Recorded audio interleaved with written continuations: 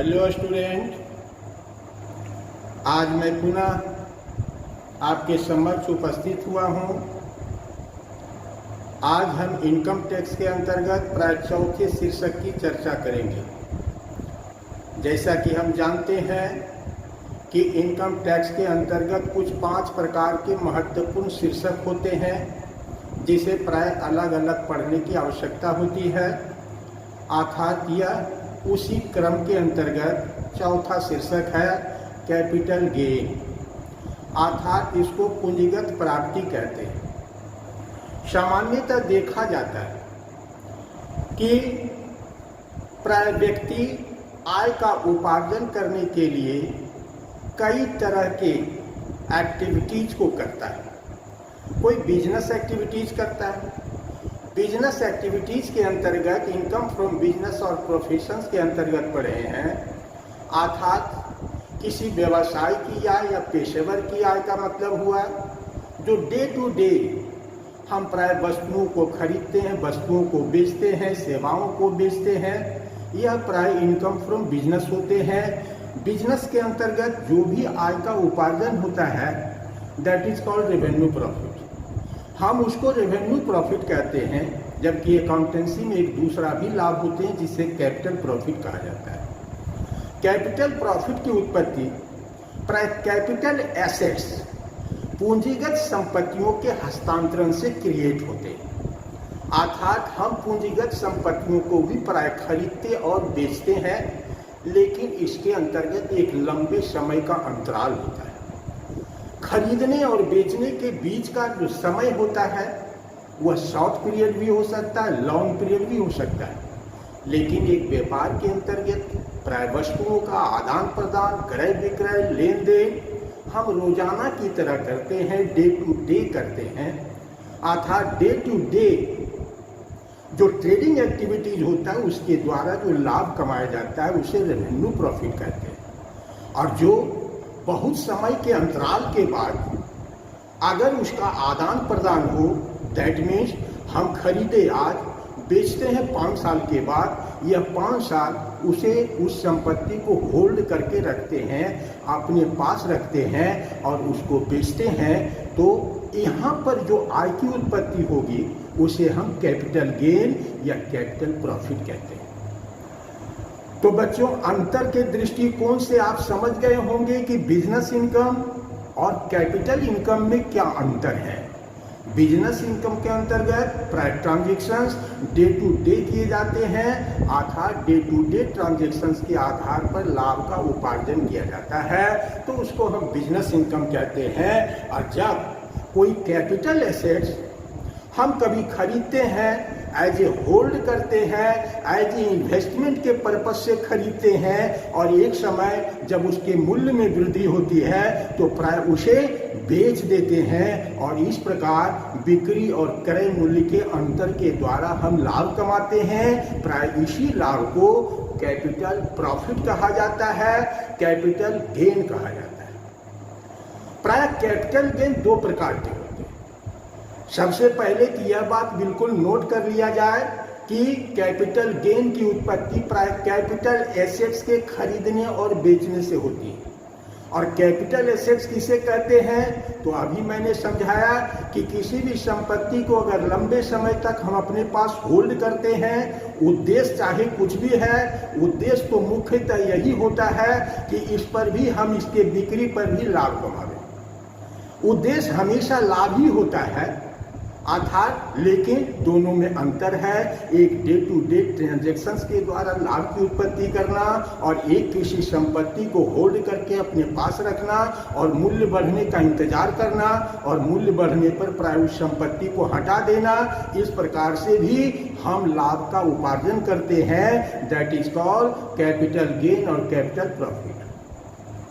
समय के आधार पर कि कोई कैपिटल एसेट्स आप कितने समय तक होल्ड किए अपने पास, इस समय के आधार पर ही प्रायः कैपिटल गेन 2 प्रकार के होते हैं। एक शॉर्ट टर्म कैपिटल गेन, एक long term capital gain. Short term capital gain का मतलब होता है कि अगर कोई संपत्ति, अगर कोई कैपिटल एसेट्स आपने 36 माह से कम समय रखकर ही, होल्ड करके ही अगर उसको बेच देते हैं तो उस पर मिलने वाली आय को हम शॉर्ट टर्म कैपिटल गेन कहते हैं। जस्ट इसी के विपरीत अगर कोई कैपिटल एसेट्स 36 माह के बाद उसको बेचा जाता है तो उससे प्राप्त होने वाली आय को हम लॉन्ग टर्म कैपिटल गेन कहते हैं। दैट मीन्स पहला हुआ कि 36 माह less than 36 month and more than 36 month.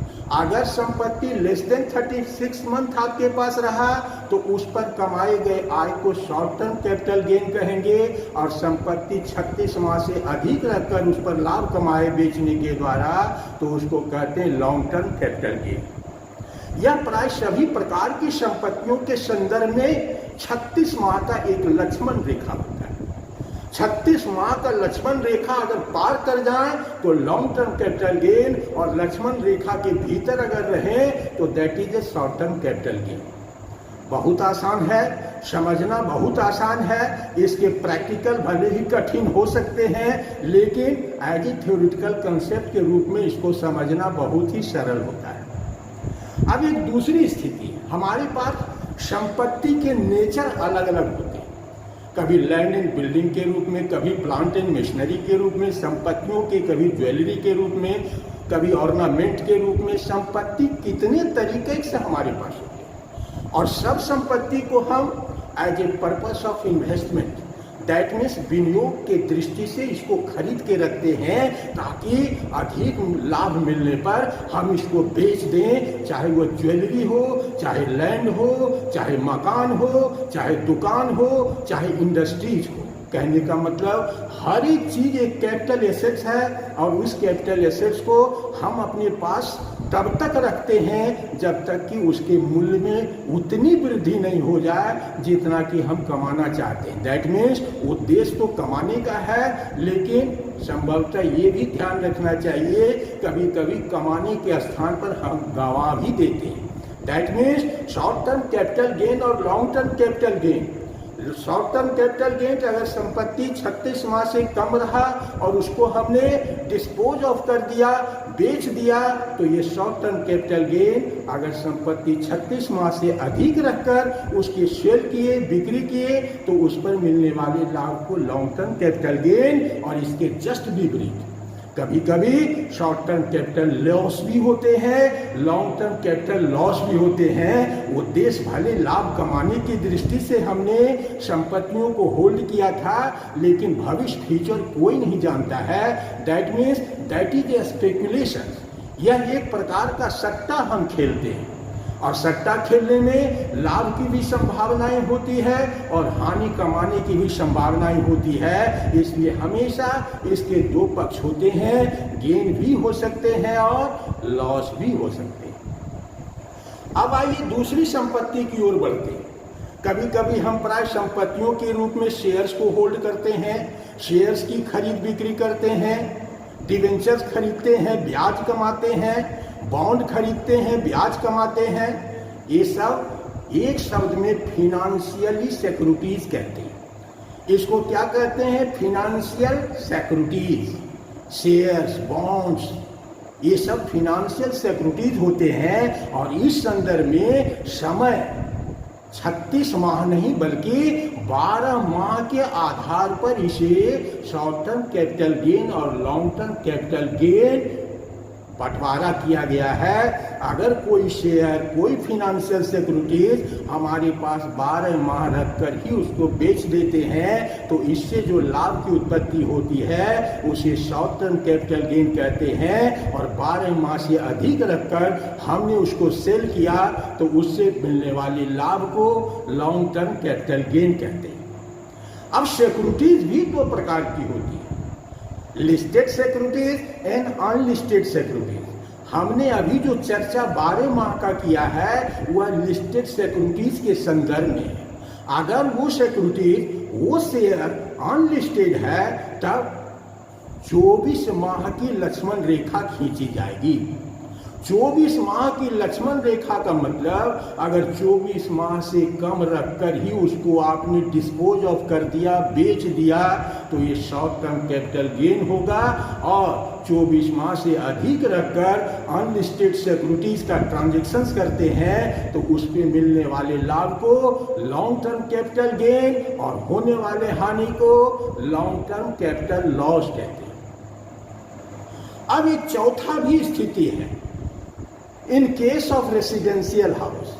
कभी कभी प्राय देखा जाता है कि हम जिस मकान में रहते हैं उस मकान को ही बेच देते हैं, बेचने की इच्छा बना लेते हैं। क्यों? स्वाभाविक रूप से जिस मकान में आज हम रह रहे होते हैं कभी कभी प्राय वह मकान मेरे लिए अनुकूल प्रतीत नहीं होता है, तो हम चाहते हैं कि उस मकान को बेचकर एक नए मकान को खरीद लिया जाए या नया मकान ही बनवा लिया जाए जो आपके अनुकूल हो। तो कभी कभी रेसिडेंशियल हाउस की परिस्थिति इस प्रकार से बनती है कि वह एसएससी के अनुकूल नहीं होने के चलते वह रेसिडेंशियल हाउस को भी बेच देना चाहता है, लेकिन बेचकर वह सड़क पर आना नहीं चाहता। बेचने का उद्देश्य है उसके स्थान पर एक नए मकान को खरीद लेना या नए मकान को बनवा लेना। ये भी प्राय कैपिटल गेन के अंतर्गत ही आता है। और कैपिटल गेन के अंतर्गत फिर इसमें समय का बंटवारा है। एक लक्ष्मण रेखा है, वह लक्ष्मण रेखा 24 मंथ का है, अर्थात 24 महीना पहले, 24 महीना से पहले ही अगर इस रेसिडेंशियल हाउस को आप हटा देते हैं तो शॉर्ट टर्म कैपिटल गेन, और 24 माह से अधिक रख के हटाते हैं तो लॉन्ग टर्म कैपिटल गेन। ये लक्ष्मण रेखा को अच्छी तरह से समझिए। अब यहाँ पर हाउस प्रॉपर्टी, रेसिडेंशियल हाउस का नेचर जो यहाँ पर कैपिटल गेन के संदर्भ में लेना चाहते हैं वह कैसा हो, तो वह कैसा हो तो हमने यहाँ पर लिख दिया था कि that house will be taxable under income from house property. अर्थात यहाँ पर रेसिडेंशियल हाउस का मतलब है केवल वैसे मकान जो इनकम फ्रॉम हाउस प्रॉपर्टी के अंतर्गत इसे टैक्सेशन के लिए शामिल किया गया था, उसी मकान की बिक्री पर होने वाले लाभ को प्राय शॉर्ट टर्म या लॉन्ग टर्म कैपिटल गेन कहेंगे। ये बहुत ही इंपॉर्टेंट फैक्टर्स है, इसको भी ध्यान रखना चाहिए कि सभी प्रकार के रेसिडेंशियल हाउस नहीं, बल्कि जिस रेसिडेंशियल हाउस की गणना इनकम फ्रॉम हाउस प्रॉपर्टी के अंतर्गत टैक्स निर्धारण के लिए निकाला गया था, अगर वैसे मकान को बेचते हैं तब उस मकान को बेचने पर, और अब क्या कीजिएगा, मकान तो बेच दिए तो स्वाभाविक रूप से हम क्या कर रहे हैं कि पुराने मकान को बेचकर एक नया मकान खरीद लेना चाहते हैं या एक नया मकान बना लेना चाहते हैं। दैट मीन्स आपके खर्च यहाँ पर भी होंगे। तो sale price of residential house जितना भी मूल्य होता है उसमें से cost of acquisition of new house अभी इतना ही समझिए घटा देते हैं और वह निकल आता है कैपिटल गेन। अर्थात रेसिडेंशियल हाउस के संदर्भ में और बहुत सारी बातें करेंगे, एग्जेम्पशंस ऑफ इनकम टैक्स की बातें करेंगे जब उसकी बारी आवेगी तब। अभी मैंने केवल शॉर्ट टर्म कैपिटल गेन और लॉन्ग टर्म कैपिटल गेन की चर्चा पूरी तरह से किया था। इसके अंतर्गत एक और प्रकार की संपत्ति होती है जिसको कहते हैं डिप्रिशिएबल एसेट्स। डिप्रिशिएबल एसेट्स अर्थात वैसी संपत्तियां जिस पर प्राय हर साल डिप्रिशिएशन काटे जाते हैं, उसे ही कहते हैं depreciable assets. Depreciable assets according to written down value method, diminishing balance method, अर्थात कोई संपत्ति जिस पर क्रमागत ह्रास पद्धति के नियम से ह्रास काटे जाते हों, उस संपत्ति को भी प्राय कैपिटल गेन शीर्षक के अंतर्गत शामिल किया जाता है। अभी मैं सिर्फ चर्चा कर रहा हूं। जब इसको हम बनाएंगे तब आपको विस्तार पूर्वक बताएंगे। अभी केवल आपको संपत्ति पहचानने की बात समझा रहे हैं कि कैपिटल गेन के अंतर्गत एक ऐसी संपत्ति भी आती है जो प्राय डिप्रिशिएबल नेचर का होता है, अर्थात उस पर हर साल डिप्रिसिएशन लगाए जाते हैं और तब इससे जो भी कैपिटल गेन प्राप्त होता है वह always short term capital gain होता है। क्यों शॉर्ट टर्म कैपिटल गेन होता है? क्योंकि उसे जिस भी समय हम खरीदे गए हैं समय के अनुसार उसके मूल्य को हम हर साल कम करते आ रहे हैं, अर्थात जिस साल उस संपत्ति को बेचते हैं उस साल उसका उतना ही मूल्य होता है जितना उसका डिप्रिशिएटेड वैल्यू होता है। इसीलिए ये हमेशा शॉर्ट टर्म कैपिटल गेन की उत्पत्ति करता है, इसमें कभी लॉन्ग टर्म कैपिटल गेन नहीं होते हैं। That point to be noted. इस पॉइंट को भी नोट किया जाए कि depreciable assets always create a short term capital gain, not long term capital gain. तो फिर आगे चर्चा करेंगे जब हम इसको पढ़ाएंगे कि एसेट्स पर कैपिटल गेन की गणना कैसे की जाती है, पढ़ाएंगे जब रेसिडेंशियल हाउस की बिक्री पर कैपिटल गेन की गणना कैसे की जाती है। अभी मैं सिंपली दो बातों की चर्चा करूंगा, शॉर्ट टर्म कैपिटल गेन और लॉन्ग टर्म कैपिटल गेन, अर्थात जो स्पेसिफाइड एसेट्स नहीं होते।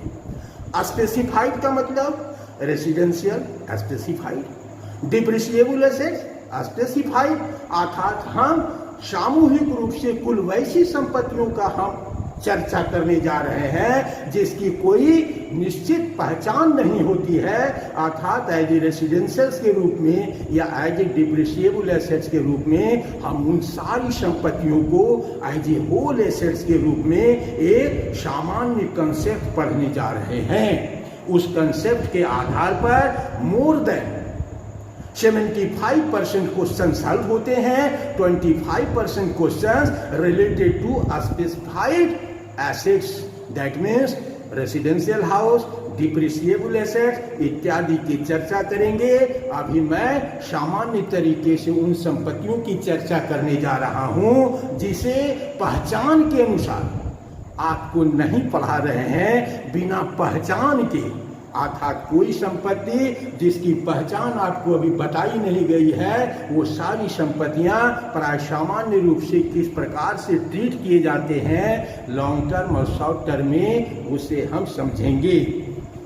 यहाँ पर जो बातें लिखी हुई है आप इसका चाहें तो स्क्रीनशॉट ले सकते हैं। शॉर्ट टर्म कैपिटल गेन की तरफ मैंने पूरी चर्चा किया है और लॉन्ग टर्म कैपिटल गेन को vice versa, that means just Lakshman rekha एक खींचा हुआ है, ये लक्ष्मण रेखा के पहले और वो लक्ष्मण रेखा के बाद, that means more than 36 month, more than 12 month, more than 24 month, more than 24 month. यहाँ पर ये चारों बातों की चर्चा शॉर्ट टर्म कैपिटल गेन के अंतर्गत किए हैं, अर्थात बच्चे इसका स्क्रीनशॉट लेकर आप लॉन्ग टर्म कैपिटल गेन की भाषा को समझ सकते हैं, इतना विश्वास के साथ। इसीलिए मैं एक तरफ लिखने का काम किया और दूसरे तरफ लिखने से बचता हूं क्योंकि समय आपका बहुत ही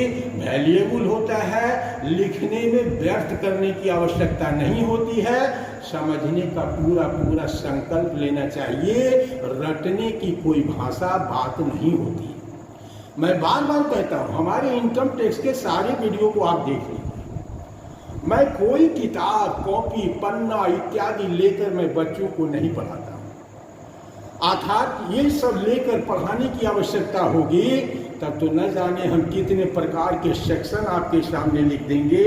हम मेन कंसेप्ट पढ़ाते हैं without any books and without any papers, man जैसा मन करता है वैसा पढ़ाते हैं जो बच्चों के लिए बहुत ही लाभदायक है, वरना किताब देख देख कर ब्लैक बोर्ड लिखना ये मेरा स्वभाव कभी रहा नहीं है, इसलिए मैं कभी इसका प्रयोग नहीं करता। तो बच्चों इतना को मैं मिटाने जा रहा हूँ, अर्थात ये जो लिखे हैं ये सब मिटा देते हैं यहाँ से। इसकी जरूरत समाप्त हो गई।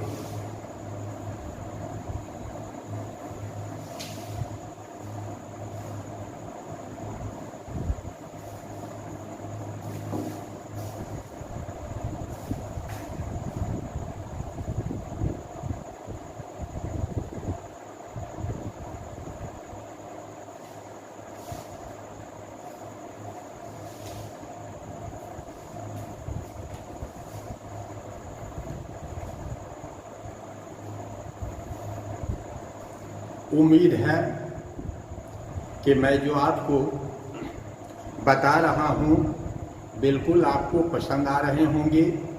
कैपिटल गेन बहुत ही कठिन चैप्टर है, इसकी कठिनाई प्रैक्टिकल ज़्यादा होती है, थ्योरिटिकल बहुत ज़्यादा नहीं होती।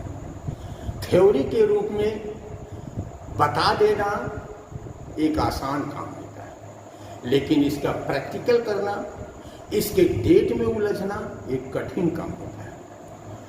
तो मैं आपको विश्वास दिलाता हूं कि आज तक मैंने जितने भी टॉपिक पढ़ाए हैं, चाहे इनकम फ्रॉम सैलरी हो, इनकम फ्रॉम हाउस प्रॉपर्टी हो, इनकम फ्रॉम बिजनेस और प्रोफेशंस हो, सिर्फ मैंने आपको कंसेप्ट देकर छोड़ दिया। और कहते हैं कि मैंने आपको कंसेप्ट दिया, थोड़ा सा कंसेप्ट को पढ़िए, बढ़िया से रट लीजिए और आप किताब लेकर बैठ जाइए। हमारे कंसेप्ट को ध्यान में रखकर आप सारे प्रश्न को हल कर सकते हैं।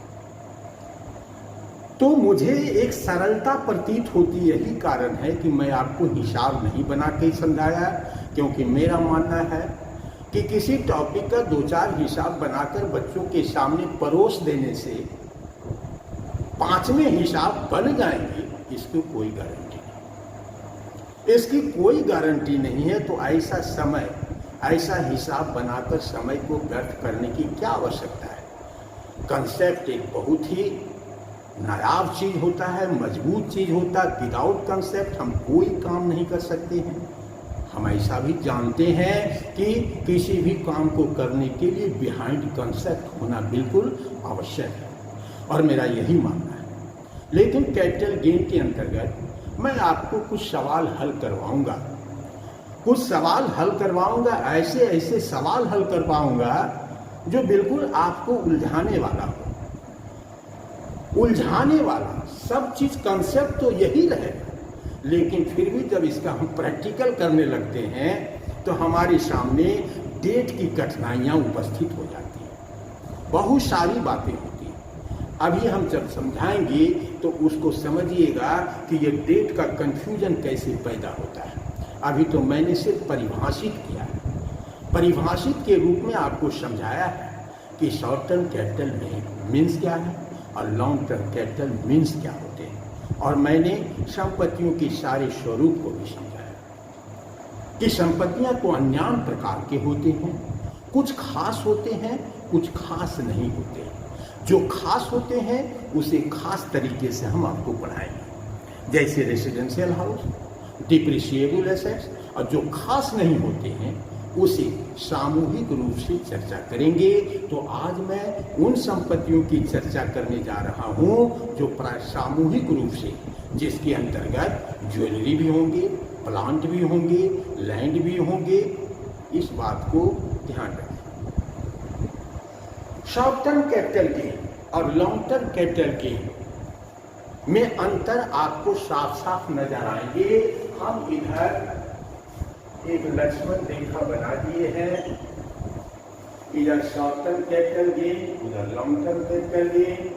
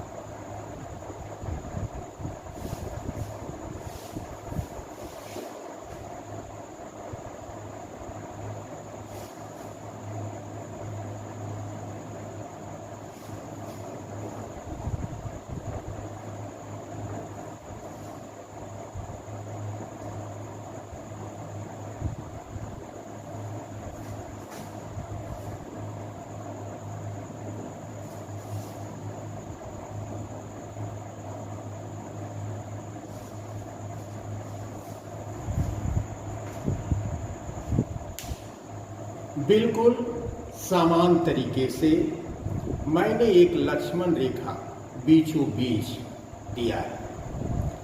लक्ष्मण रेखा के इस पार शॉर्ट टर्म कैपिटल गेन और लक्ष्मण रेखा के उस पार लॉन्ग टर्म कैपिटल गेन। देखिए दोनों की भाषाएं बिल्कुल समान है। शॉर्ट टर्म किसको 36 month, 12 month, 24 month, long term more than 36, more than 12, more than 24। ये तो आप तारीख, डेट, ईयर इत्यादि के आधार पर पहले बांटना सीखिएगा। अगर ये शॉर्ट टर्म है तो वो एकदम सरल तरीके से, दैट मीन्स उसका कोई इंडेक्स करने की जरूरत नहीं होती है। उसकी जो वास्तविक लागत होती है वो घटा दिया जाता है। फुल वैल्यू ऑफ कंसीडरेशन, इसको नेट सेल्स कह लीजिए, नेट कंसीडरेशन कह लीजिए, नामों में क्या जाता है। आधार लिखने के लिए, समय बर्बाद करने के लिए काफ़ी होते हैं कि हम लिखें इसको फुल वैल्यू ऑफ कंसीडरेशन अथवा नेट सेल्स अथवा नेट कंसीडरेशन। समय का बर्बादी होगा, इसलिए मैंने सिर्फ लिख दिया net consideration less cost of acquisition. आप इसको कितना में प्राप्त किए थे, लागत कितनी थी, कितना में खरीदे थे, that is called cost of acquisition. और net consideration sale value of capital assets, उस संपत्ति को आपने कितना में बेचे थे, उस बिक्री राशि में संपत्ति की लागत acquisitions plus cost of improvement. कभी कभी होता है कि हम संपत्तियों को खरीदते और उस पर कुछ कार्य कर देते हैं, that is called improvement. Improvement क्या चीज का हो सकता है, कहने की जरूरत नहीं है। इम्प्रूवमेंट बहुत सारी बातें होती है, दैट मीन्स उसमें और कुछ ऐड कर देना। मीन्स ओरिजिनल जिस संपत्ति को मैंने खरीदा था उस संपत्ति की ओरिजिनलिटी में कुछ बदलाव लाए हैं और बदलाव लाने के चलते कुछ खर्च हुए हैं, उसी को कहते हैं कॉस्ट ऑफ इम्प्रूवमेंट। ये भी आपको लेस कर दी जाए। तीसरा है सेलिंग एक्सपेंसेस। प्राय खरीदने और बेचने प्राय एक कमीशन होता है, ब्रोकरेज होता है, सेलिंग एक्सपेंसेस उसको कहते हैं। सेलिंग एक्सपेंसेस अगर हुआ है तो उसको भी नेट कंसीडरेशंस में घटा दिया जाएगा। अर्थात ये तीनों के योग को नेट कंसीडरेशंस में घटाने के बाद जो शेष बचेगा उसे ही कहते हैं शॉर्ट टर्म कैपिटल गेन। अब लॉन्ग टर्म कैपिटल गेन में क्या अंतर है, सिर्फ एक इंडेक्स शब्द की है, बाकी सारी बातें समान है। मैंने दो जगह इंडेक्स शब्द का प्रयोग किया है। इंडेक्स क्या है? इंडेक्स हम जानते हैं कि प्राय इन्फ्लेशन के चलते रुपये के मूल्य में डिवैल्यूएशन होते हैं। इन्फ्लेशन के चलते रुपये के मूल्य में डिवैल्यूएशन होते हैं। आप जरा सोच के देखिए, अगर कोई संपत्ति आज से 20 वर्ष पहले खरीदे होंगे अचल संपत्ति, तो वह संपत्ति प्राय 50,000 में खरीदे होंगे, लेकिन उसका वर्तमान बाजार मूल्य 50 लाख है। दैट मीन्स 49.5 लाख का अंतर क्यों आया? इन्फ्लेशन के चलते, रुपये के डिवैल्यूएशन के चलते। अर्थात जिस संपत्ति को आज से 10 वर्ष पहले खरीदने के लिए 10,000 रुपया खर्च, 50,000 रुपया खर्च करना पड़ता था, आज उसी संपत्ति को खरीदने के लिए 50 लाख रुपया खर्च करना पड़ेगा। इसी को कहते हैं इन्फ्लेशन के चलते रुपये के मूल्य में अवमूल्यन होना। इसीलिए सरकार ने प्राय एक इंडेक्स बनाया है, इंडेक्स जो 2001 मीन्स 2001 के अंतर्गत इसका एक आधार वर्ष रखा गया, बेस ईयर। बेस ईयर हमेशा 100 से शुरू होता है। अर्थात 2001 में इंडेक्स का 100 मूल्य दिया गया, अर्थात किसी रुपये का मूल्य 100। तो आने वाले दिनों में 100 रुपये के मूल्य में कितनी कमी आती है?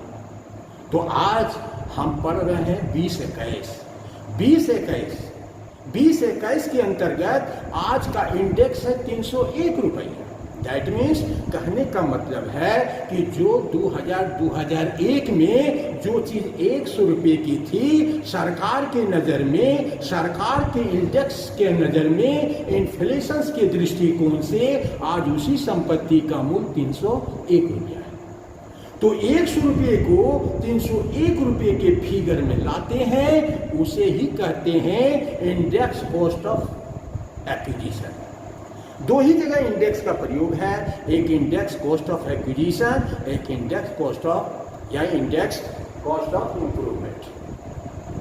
इस दोनों का इंडेक्सिंग किया जाता है। इंडेक्सिंग मीन्स 100 के आधार पर 301 को रखा जाता है। Follow this point? Do you follow this point और not? Yes, that means indexing करने के पीछे यही तर्क होता है, वरना 36 मंथ से लेस देन में क्या इंडेक्सिंग कीजिएगा? आधार उसको हमने 20 दिन रख के बेच दिया, 36 मंथ का मतलब लेस देन का मतलब 20 दिन में बेच दिया कि साल भर में बेच दिया, उसमें इंडेक्सिंग की आवश्यकता नहीं थी, इसीलिए उसमें इंडेक्सिंग का प्रयोग नहीं है। लेकिन 36 मंथ से अधिक होने पर इंडेक्सिंग शब्द का प्रयोग किया जाता है, और इंडेक्सिंग कुछ नहीं होता है, cost of acquisition multiplied by 300A divided by 100, that means base year और 301 करेंट ईयर। तो इस प्रकार से इंडेक्स वैल्यू हम निकाल लेते हैं, और index value cost of acquisition का होता है, कॉस्ट ऑफ इंप्रूवमेंट का होता है। सेलिंग एक्सपेंसेस का कोई इंडेक्स नहीं होता, कारण सेलिंग एक्सपेंसेस का खर्च तो प्राइस सेल के समय होता है, इसे कोई होल्ड करने की चीज नहीं है कि मैंने 20 वर्ष सेलिंग एक्सपेंसेस को होल्ड किया। तो सेलिंग एक्सपेंसेस दोनों तरफ कॉमन है। तो बच्चों, बिल्कुल लग रहा होगा कि बहुत ही घरेलू भाषा में मैं किसी टॉपिक को पढ़ाता हूँ, चाहे वह कितना ही कठिन टॉपिक क्यों ना हो, मैं उसे सरल भाषा में, घरेलू भाषा में, आपके शब्दों में, आपके भाषा में पढ़ाने का प्रयास करते हैं, ताकि बच्चे बिल्कुल आसानी से इसको समझ जाएं। अर्थात किताबों के क्लिष्ट शब्दों का कभी हम प्रयोग नहीं करते हैं, अर्थात उसी क्लिष्टता को मैं साधारण शब्दों में प्रकट करता हूं, ताकि बच्चे उसे आसानी से समझ सकें। अगर आपको वीडियो बहुत अच्छा लग रहा हो, बार बार कहने की जरूरत पड़ती है, इसीलिए कि आप विद्यार्थी हैं, मेरे परिश्रम का मूल्य आप नहीं समझ रहे हैं, कि मैं जो आपको अपना परिश्रम दे रहा हूं उसका मूल्य अनमोल है, उसका कोई मूल्य ही नहीं है। फिर भी आप न जाने क्यों लाइक और शेयर और सब्सक्राइब करने में कंजूसी करते हैं, इस बात का मुझे नाराजगी होती है। इसलिए अच्छा लगे वीडियो तो खुले मन से लाइक और सब्सक्राइब करें, यही मेरी मजदूरी है, और मजदूरी देने में प्राय किसी भी प्रकार के स्वार्थ का प्रयोग नहीं करना चाहिए। तो बच्चों, आज के लिए इतना ही, मिलते हैं फिर नेक्स्ट डे, तब तक के लिए जय हिंद।